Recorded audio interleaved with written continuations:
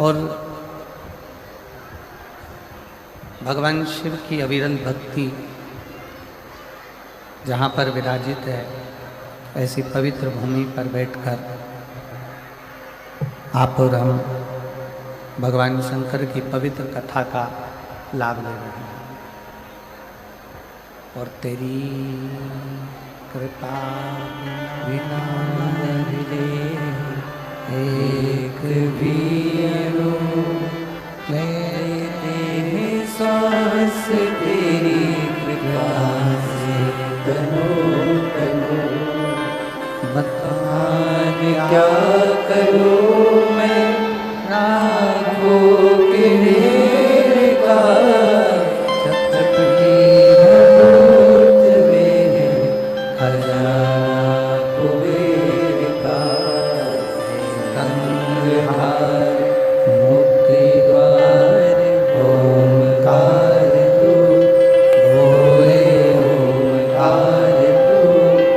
आयो शरण तिहारी शंभु तार तार तू। बखान क्या करूं मैं राहों के ढेर का, चपटी भूत मेरे खजाना कुबेर का। हे गंगहार मोतीहार ओंकार तू, बोले ओंकार तू। आयो शरण तिहारी शंभु तार तार तू। भगवान शिव की कथा को भगवान शंकर का चरित्र वर्णन करता है।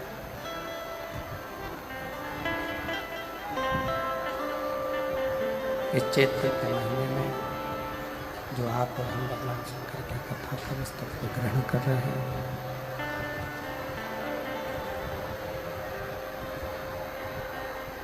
शिव कथा कहती है कि किसी भी रूप में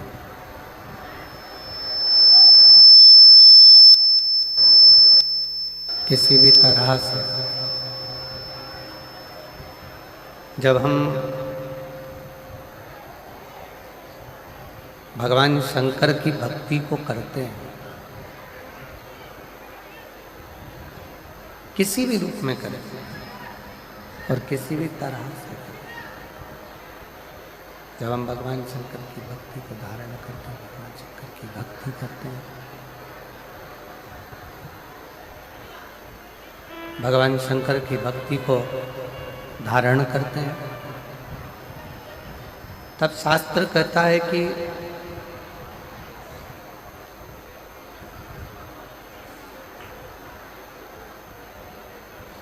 आप स्वयं भगवान शिव की भक्ति नहीं कर रहे हो, भगवान शंकर स्वयं आपके हृदय में विराजमान होकर, भगवान शिव स्वयं आपके हृदय में निवास कर शिव भक्ति की प्रेरणा दे।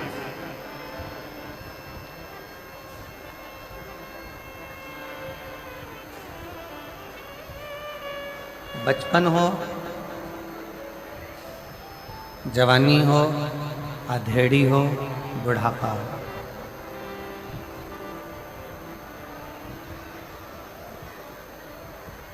अवस्था कोई भी हो, प्रेशर खोलिए, प्रेशर सब दूर कर, अवस्था कोई भी हो, किसी भी अवस्था में, किसी भी अवस्था में हम जब भगवान शिव को भजते हैं, भगवान शिव की भक्ति को धारण करते हैं, भगवान शंकर की अविरल भक्ति को अपने हृदय में उतारते हैं, किसी भी अवस्था, तो शास्त्र कहता है कि केवल वही अवस्था ही नहीं, हमारे जीवन में हम जितनी बार इस मृत्यु लोक में जन्म लेंगे या ले चुके होंगे, वो हमारे जन्म भी हम किसी भी अवस्था में भगवान शंकर की भक्ति कर कर संभाल सकते हैं, किसी भी अवस्था।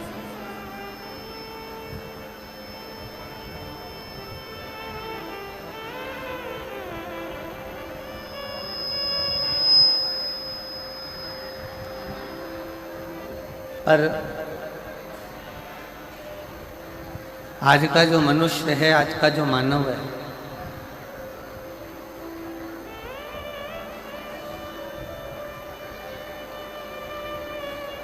वो भगवान की अविरल भक्ति को छोड़कर, शिव तत्व को छोड़कर दूसरे मार्ग की ओर जाना चाहता है।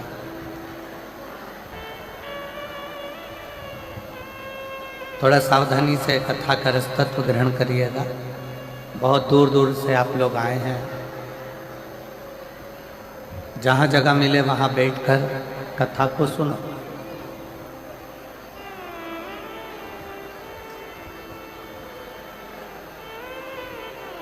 लंकाधिपति रावण अपने विमान पर बैठकर भ्रमण के लिए निकला।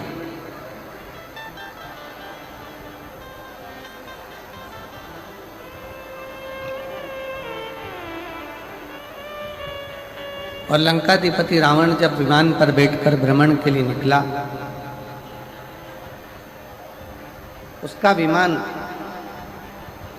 उड़ते उड़ते उड़ते उड़ते कैलाश पर्वत के ऊपर आया।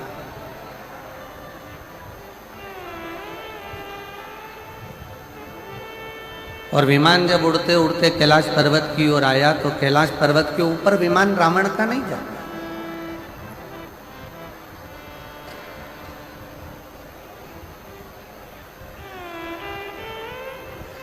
रावण का विमान स्थिर हो गया, रुक गया।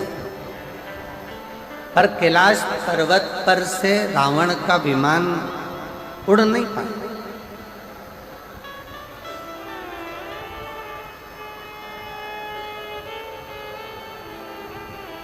और जब रावण का विमान कैलाश पर्वत पर से उड़ नहीं सका, कैलाश पर्वत से ऊपर से जा नहीं सका, तो रावण को बड़ा क्रोध आया। रावण को बड़ा गुस्सा आया।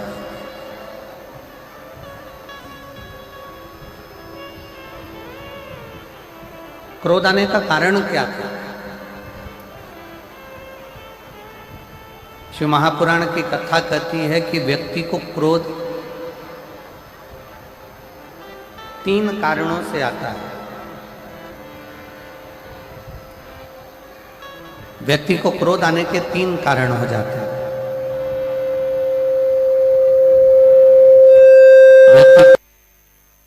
बढ़ जाते हैं 3 कारणों से क्रोध व्यक्ति का बढ़ जाता है। 3 कारणों से व्यक्ति का क्रोध आ जाता है। पहले नंबर पर जब व्यक्ति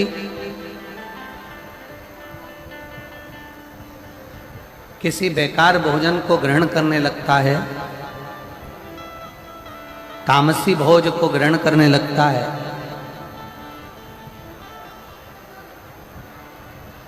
जिस भोजन को मनुष्य को नहीं करना चाहिए, मानव को नहीं करना चाहिए, करना चाहिए, जिस भोजन को मनुष्य को नहीं करना चाहिए, मानव को नहीं करना चाहिए, जो केवल जानवरों के लिए है, पशुओं के लिए है,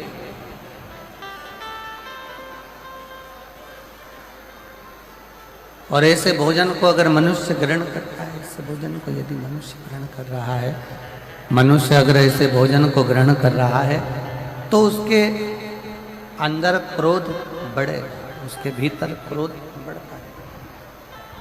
साउंड सेट कर दो भाई। उसके अंदर भोजन करने पर, तामसी भोज ग्रहण करने पर, बेकार भोजन ग्रहण करने पर उसके अंदर क्रोध की मात्रा बढ़ती चली जाए, क्रोध उसके अंतर्गत बढ़े।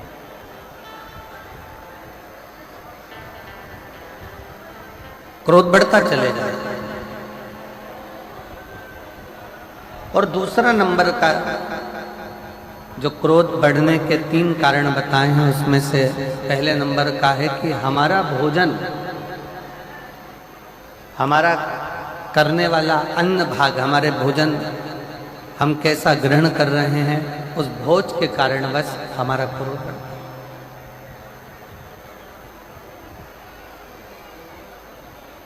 क्रोध बढ़ने का दूसरे नंबर का कारण है हमारे भीतर का अहंकार।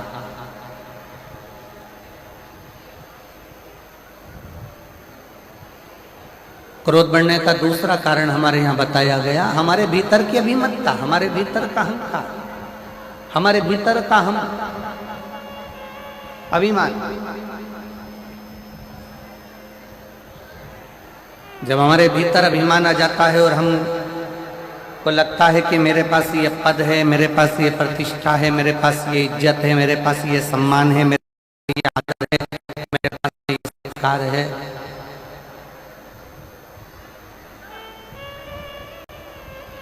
और मेरे पास में ये पद प्रतिष्ठा सम्मान इज्जत है, और इसके बाद मेरी अगर बात पूर्ण नहीं हो रही है तो मुझे क्रोध आएगा।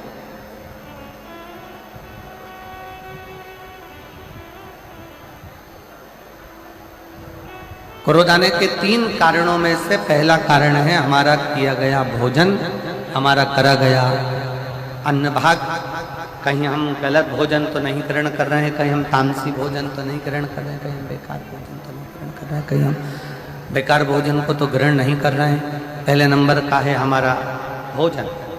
दूसरे नंबर पर है हमारे भीतर की अभिमतता, हमारे भीतर का अभिमान, हमारे भीतर का अहंकार, हमारे भीतर की अभिमतता, अभिमान। और तीसरे नंबर का जो क्रोध आने का कारण बताया, हमारे मन के अनुकूल कोई कार्य ना हो, हमारे मन के अनुसार कोई कार्य अगर नहीं हुआ तो क्रोध जागृत हो। और मेरी जितनी जीजियां बैठी हैं जसपुर की, मेरी सारी जीजियों से मेरा निवेदन, और जितने मेरे जीजा यहाँ बैठे हुए हैं उन जीजाओं से निवेदन है कि क्रोध को आने से पहले विचार करा जाए कि ये क्रोध आ क्यों रहा है, इस क्रोध के आने का कारण क्या है, ये क्रोध क्यों आया, ये क्रोध के आने का कारण क्या है, ये क्रोध आ क्यों रहा है, किस लिए। इसलिए हमारे यहाँ शायद पूर्व में हमारे शास्त्रों में जैसा खाया अन्न वैसा हो गया मन। हम जैसा अन्न ग्रहण करते हैं, हम जैसा अन्न भाग पाते हैं, हम जैसा अन्न ग्रहण करते हैं, वैसा वैसा हमारे जीवन की रेखा में वो कार्य होता चला।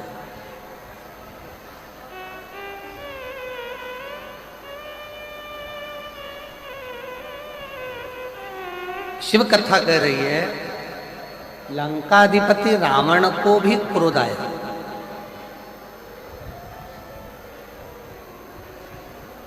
और लंकाधिपति रावण को क्रोध आने का केवल कारण क्या था कि लंकाधिपति रावण ने ये विचार करा कि मैं लंका का राजा, मैं लंकेश, और मेरा विमान जिनके अधीन मैंने देवताओं को भी अपने अधीन कर रखा है, और वो देवता मेरे अधीन होने के बाद भी अगर मेरा विमान यहाँ से जा रहा है तो वो विमान कैलाश पर्वत पर क्यों रुक गया, वो कैलाश पर क्यों रुक जाता है, किस लिए रुक जाता है वो विमान कैलाश पर क्यों रुका, कैलाश पर्वत पर वो विमान किस लिए रुका, क्यों रुका।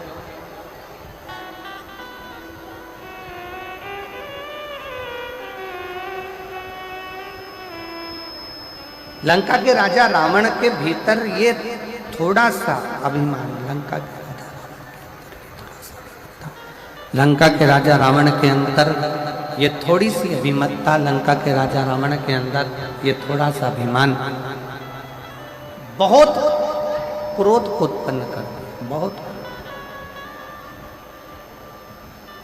और शंभु शरणे पड़ी मारू घड़ी रे दुख काटो, दया करीने दर्शन आपो, शंभु शरण पड़े मांगो घड़ी रे घड़ी, दुख काटो, दया करीने दर्शन आपो। शिव कथा कर रही, भगवान शंकर का संवाद कर रहा है।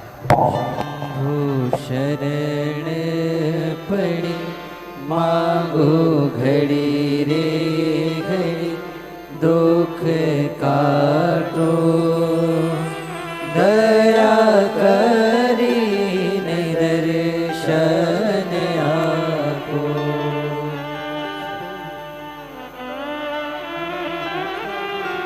मांगो घड़ी रे घड़ी, दुख काटो, दया करीने दर्शन आपो। तो क्रोध आने के 3 कारण बताए गए। क्रोध के 3 कारण निश्चित किए गए।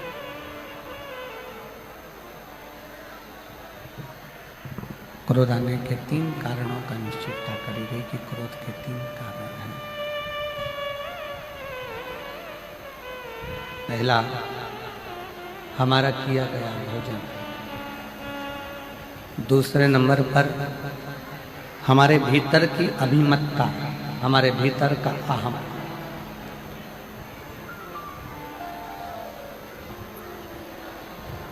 और तीसरे नंबर पर है हमारी जो हमने सोचा है, जो हमने विचार किया है, जो हमने मन में विचार करा है, वो पूर्ण ना हो।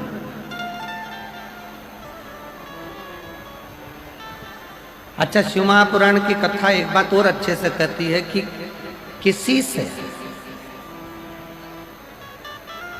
आप इतनी आस नहीं क्यों लगा रहे, किसी से आस क्यों लगा रहे हो, किसी से कभी आस किसी से लगा रहे।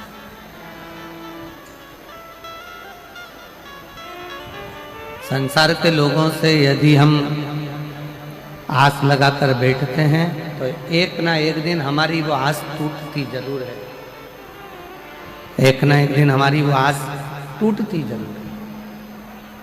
पर शिव महापुराण की कथा कहती है, अगर हमने पूर्ण विश्वास के साथ में, पूर्ण भरोसे के साथ में भगवान देवाधिदेव महादेव से जब कोई आस लगाई है, पूर्ण भरोसे के साथ में जब काल अधिपति महाकाल राजा से कोई आस लगाई है, पूर्ण विश्वास के साथ में जब हमने भगवान शंकर श्री कुबेरेश्वर बाबा से कोई आस लगाई है, पूर्ण विश्वास के साथ में जब हमने मदेश्वर बाबा से कोई आस लगाई है, तो शिव महापुराण की कथा कहती है वो आस फिर टूटती नहीं है, वो आस पूर्ण होकर ही रहती है, पूर्ण होती ही है।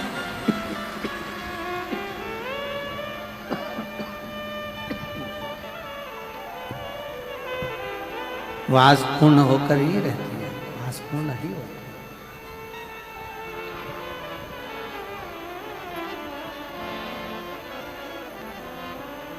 क्रोध आने के 3 कारणों में से एक कारण है हमारे मन में जो हमने सोचा, हमने मन में जो विचार करा, हमने जो विचार कर रखा है वो पूर्ण ना हो।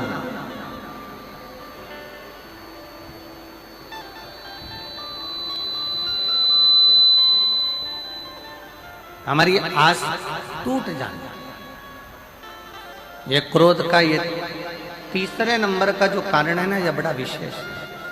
एक पति पत्नी से आस लगाकर बैठता है, पत्नी पति से आस लगाकर बैठती है, आस लगाकर बैठती है, सास बहू से आस लगाकर बैठती है, बेटा माँ बाप से आस लगाकर बैठता है और माँ बाप बेटे से आस लगाकर। और शिव महापुराण की कथा कहती है कि आपके बच्चे कलेक्टर बन जाए, आपके बच्चे एसपी बन जाएं, आपके बच्चे मिनिस्टर बन जाएं, आपके बच्चे जज बन जाएं, आपके बच्चे उच्च पद पर बैठ जाएं, आपके बच्चे बहुत अच्छे सिंहासन पर बैठ जाएं, बहुत अच्छी प्रतिष्ठित। बहुत अच्छा पद प्रतिष्ठा उनके पास में आ जाए और बहुत उच्च पद पर अगर आपके बच्चे बैठ जाएं, तो कभी भी माँ बाप को ये नहीं सोचना चाहिए कि मेरा बच्चा इतने ऊंचे पद पर बैठा है तो वो मुझे संभाले।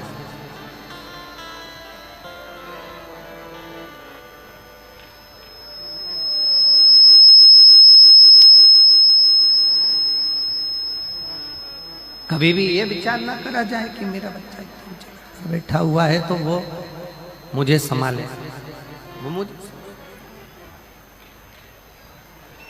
भगवान से प्रार्थना करना, भगवान से निवेदन करना, भगवान से विनय करना, विनती करना कि हे देवाधिदेव महादेव, मेरे बच्चों को भले उनकी मंजिल तक पहुंचाना, बड़े ऊंचे पद पर पहुंचाना, बड़े प्रतिष्ठित बनाना, बहुत अच्छा सिंहासन दिलाना मना नहीं है, पर हे भोलेनाथ मेरे बुढ़ापे को ऐसा मत बनाना कि मैं अपने बच्चों के अधीन हो जाऊं।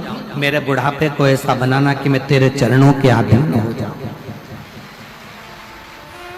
मैं तेरे चरणों के अधीन हो जाऊं, तेरे ऊपर अधीन हो जाऊं, तेरे चरणों से तेरे चरणों की विनती में तेरे चरणों के अधीन होकर मैं अपने जीवन को जीऊं, किसी के आश्रित होकर नहीं, किसी पर आश्रितता धारण कर कर नहीं, किसी पे आश्रित होकर नहीं,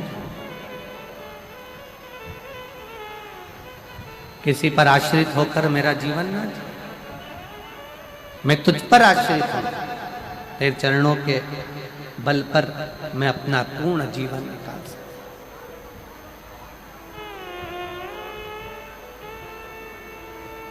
यदि हम संसार के लोगों से, परिवार के लोगों से, कुटुंब से, नातों में, रिश्तों में, परिवार में या किसी अपनों से आस जोड़कर चलेंगे तो एक ना एक दिन वो आस टूट जरूर जाए, वो टूट जाए।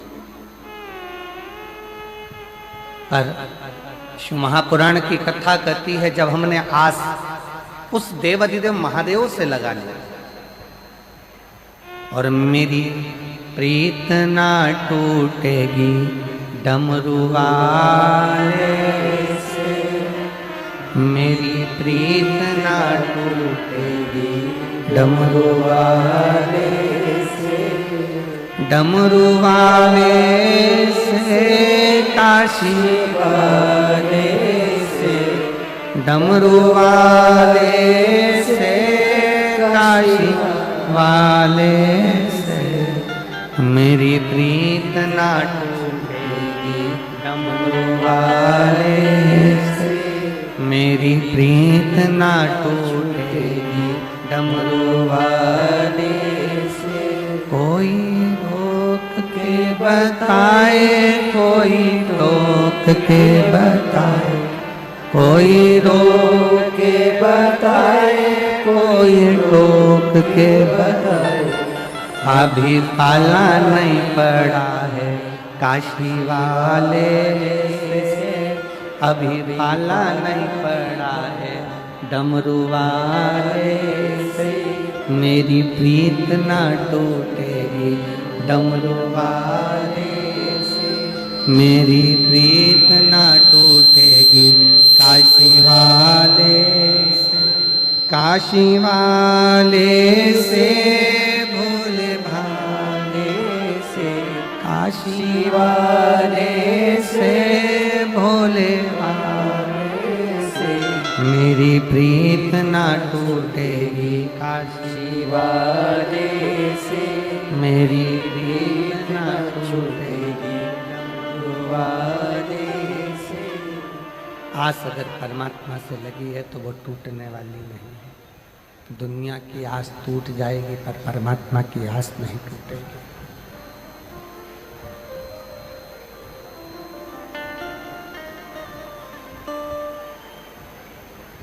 जितना विशाल कैलाश पर्वत है,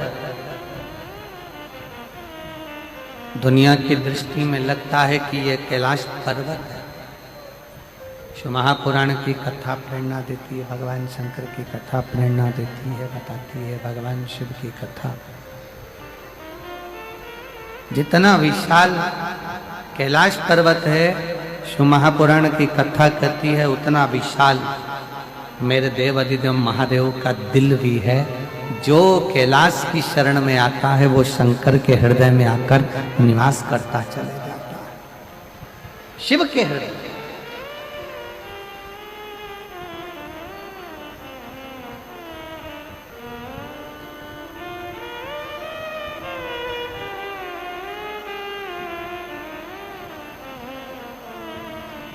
क्रोध आने के 3 कारण बताए गए हैं। पहले नंबर का कारण क्रोध आने का है हमारा भोजन। सात्विक करिए,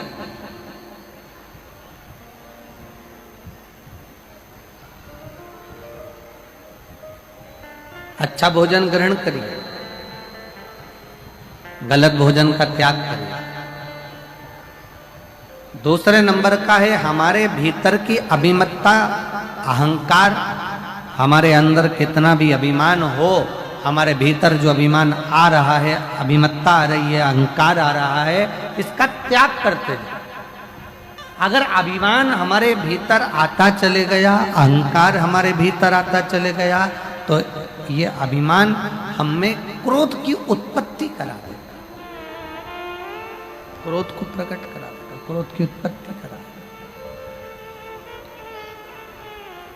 खींच खींच के बोलना पड़ रहा है, थोड़ा सा उसको सुधारो, माइक को बहुत खींचना पड़ रहा है, तब आवाज निकल रही है उसमें।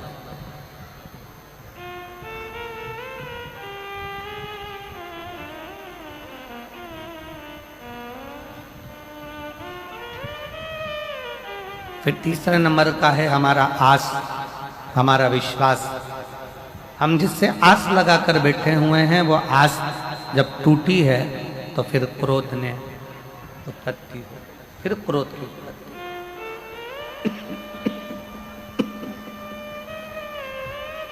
फिर क्रोध बढ़ गया। रावण को अभिमान के कारण गुस्सा आ गया, अभिमत्ता के कारण क्रोध आ गया। और कैलाश पर्वत पे से रावण जा रहा था, रावण के जाते जाते विमान रुक गया और विमान आगे नहीं गया, रुका। रावण को क्रोध आया, बहुत गुस्सा आया, बहुत क्रोध आया रावण को, बहुत।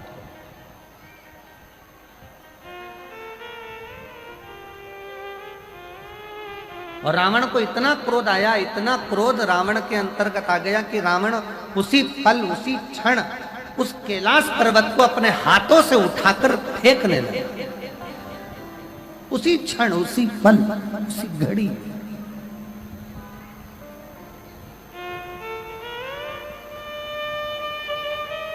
और जैसा रावण को क्रोध आया ना, अभिमत्ता के कारण, अहंकार के कारण, वैसा ही क्रोध आपको भी आता है। वैसा क्रोध संसार के कई मनुष्य को आता है। उसकी अभिमत्ता के कारण पत्नी ने चाय बनाकर ला कर दी, गिलास में चाय ला कर दे दी, और जरा सा क्रोध आया और उसने गिलास का चाय उठाकर बाहर फेंक दिया। भोजन लगाया गया, थोड़ा सा उसमें नमक कम पड़ गया, मिर्ची कम पड़ गई, थोड़ा सा उसमें सामान कम पड़ गया, क्रोध आ गया, गुस्सा आ गया, भोजन की थाली उठाई फेंक दी। क्रोध की, अभिमत्ता की।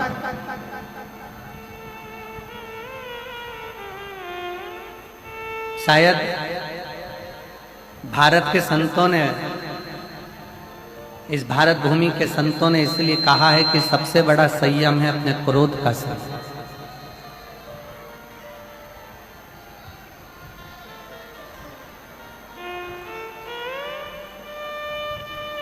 सबसे बड़ा संयम है अपने क्रोध का संयम, क्रोध का संयम। रावण ने कैलाश पर्वत को उठाना चाहा, और कैलाश पर्वत जब उठने लगा, रावण हिला हिलाकर थक गया, पर कैलाश पर्वत रावण से हिलता तक नहीं है, उठता तक नहीं, उठ ही नहीं रहा, उठा ही नहीं। और रावण को लगा कि इस पर्वत को तो मैं फेंक सकता हूं, इस पर्वत को तुम उठाकर डाल दूंगा, इस पर्वत को तुम उठाकर फेंक दूंगा, इस पर्वत को तो मैं उठाऊंगा और फेंक दूंगा। पर रावण उस पर्वत को हिला नहीं सका, उठा नहीं सका, उठा नहीं।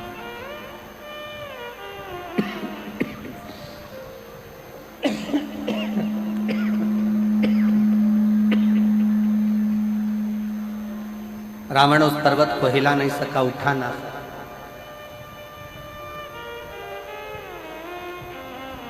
पास में नंदी बैठे हुए थे, नजदीक में नंदी बैठे,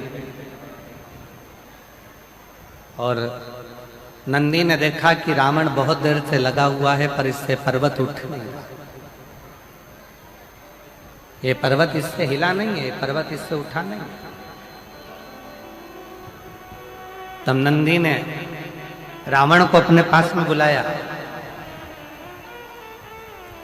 और रावण को बुलाकर नंदी ने कहा, इस पर्वत को हिलाने की जरूरत नहीं है और पर्वत को उठाने की जरूरत नहीं है।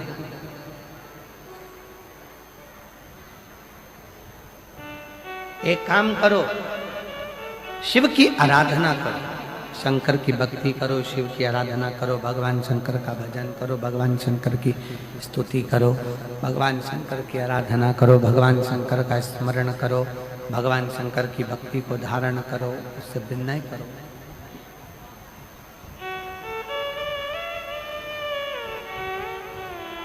जैसे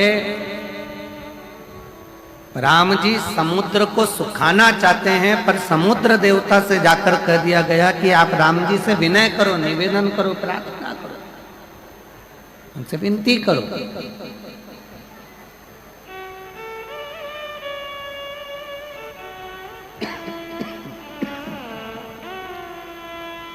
उनसे विनय करो, उनसे निवेदन करो, उनसे प्रार्थना करो।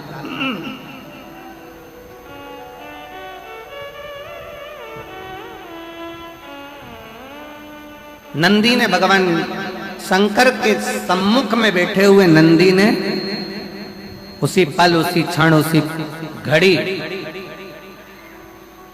लंकापति रावण को बुलाकर कहा कि अगर ये शिवलिंग नहीं हिल रहा, ये भगवान शंकर का कैलाश पर्वत अगर तुमसे नहीं उठ रहा है, अगर ये कैलाश हिल भी नहीं रहा और ये कैलाश पर्वत अगर तुमसे हिल भी नहीं रहा, उठ भी नहीं रहा, तो एक काम करो, तुम शंकर की स्तुति करना प्रारंभ करो।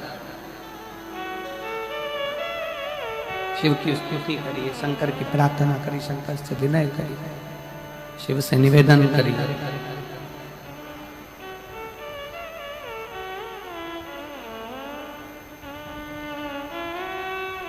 और कितनी सुंदर बात नंदी ने कही है।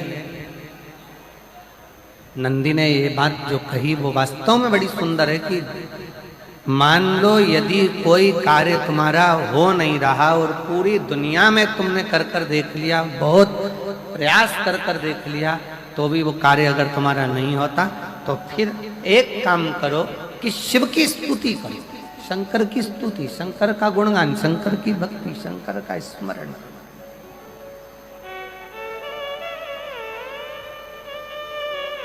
फिर शिव की स्तुति करिए, शंकर से विनय करिए, शंकर से निवेदन करिए, शंकर का गुणगान करिए।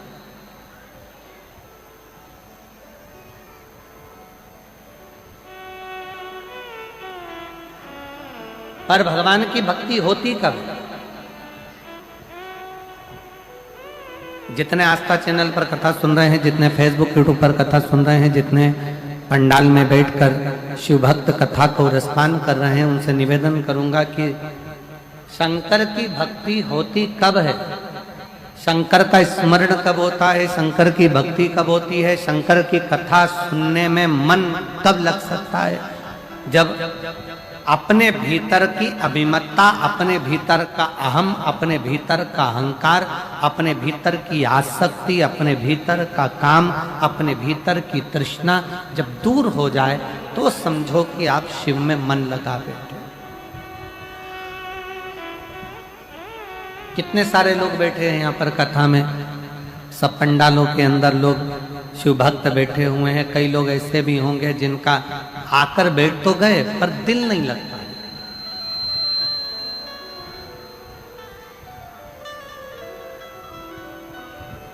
मन नहीं लगता। और कई कई लोग ऐसे आकर बैठे हुए हैं कि कल रात भर पानी गिरा,